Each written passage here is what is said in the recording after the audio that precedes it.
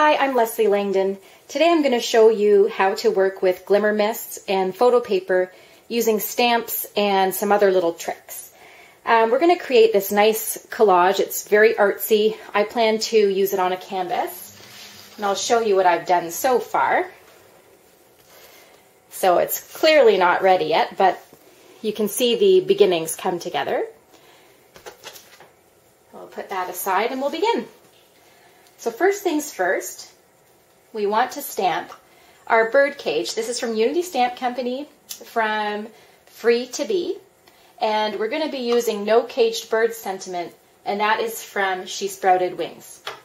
So with dark walnut stain distress ink, I'm going to stamp the bird cage twice. The first time on photo paper,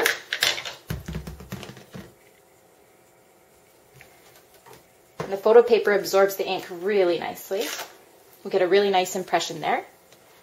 And the second time, I'm going to stamp it onto a piece of 8.5 by 11 paper, just a plain old piece of paper, and that's going to act as our mask, both a negative and positive. I'm going to stamp it somewhere in the middle because we need space on either side here when we do our misting. Okay, so now we're done with the bird cage stamp. Let's quickly stamp our sentiment onto the photo paper. I'm going to use, again, the walnut stain. Stamp it in the top right corner. So now we're done with our stamping. Kind of put that aside. Now it's time to prepare our mask. So we're going to cut a line into the bird cage and cut a little bit on the inside. That will help when we mask, or when we spray our cage. It will help the color to stay just inside the cage, which will be green. So there you have your positive, your negative. Let's take some tape and cover our cut. That will stop the glimmer mist from coming through that line. Now it's time to spray and get kind of messy here. So put your mask over top. Take green, this is called Lime Twist Glimmer Mist. I'm going to spray and get some color concentrated in the bottom just because I like that effect. And take it off, and there you have your glimmer mist.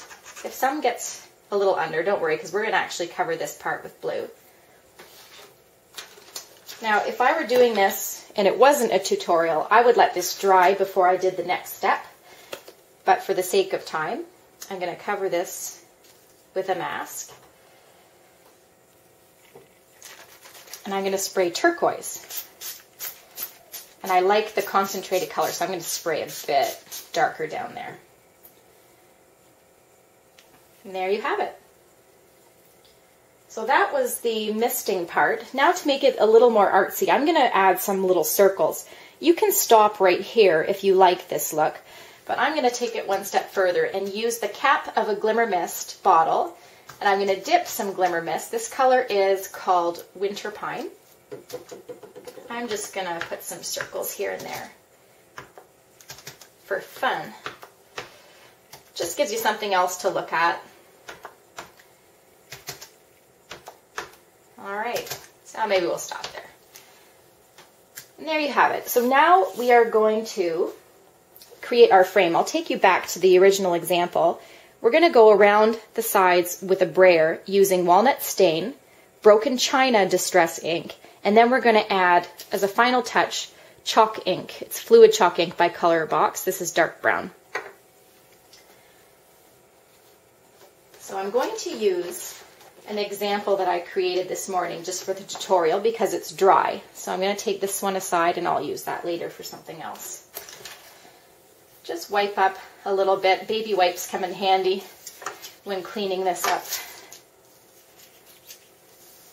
Just helps keep your workspace all that much cleaner. All right, now we're ready to brayer our edges. All right, now I like using the brayer because sometimes you don't get a perfect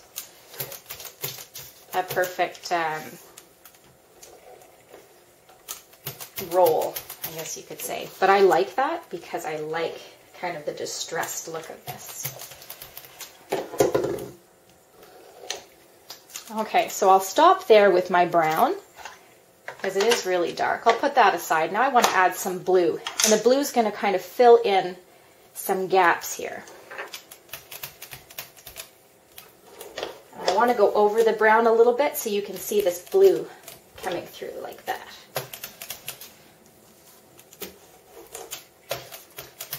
So I'd say try about twice to do this on every side.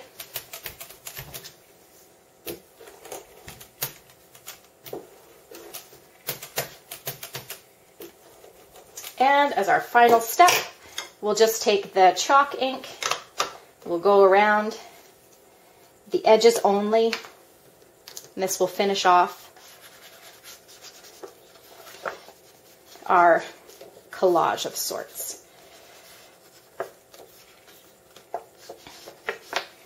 All right, so there you have it. A no caged birds kind of artsy element that you can add to a canvas or to a scrapbook page or another project that you have in mind. Keep in mind you can also use this with other stamps. This is a technique you can use on anything. So go out and buy yourself some mists and photo paper and have a lot of fun. Thanks for watching. Bye-bye.